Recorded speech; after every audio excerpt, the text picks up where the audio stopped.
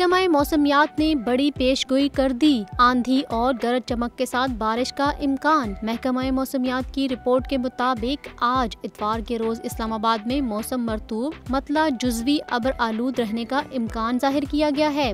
इसके अलावा चंद मकामात पर तेज हवाओं और गरज चमक के साथ बारिश का इम्कान भी जाहिर किया गया है। ताहम बालाई खैबर पख्तूनख्वा, खित्ता पोठोहार, इस्लामाबाद, कश्मीर और गिलगित बल्तिस्तान में चंद मकामात पर आंधी, तेज हवाओं और गरज चमक के साथ बारिश का इम्कान जाहिर किया गया है, जबकि मुल्क के मैदानी इलाकों में मौसम गर्म और मरतूब रहेगा। पंजाब के जिन शहरों में गरज चमक के साथ बारिश मुतवक्के है, इनमें मरी, गलियात, रावलपिंडी, अटक, झेलम, चकवाल, मियांवाली, गुजरात, सियालकोट और नारोवाल में चंद मकामात शामिल हैं।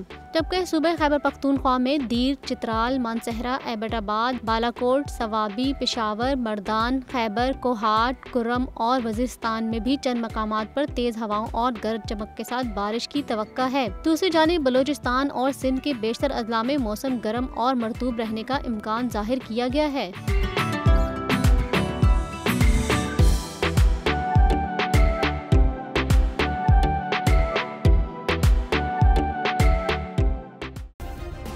सब्सक्राइब करें और बेल दबाएं ताकि कोई खबर रह न जाए।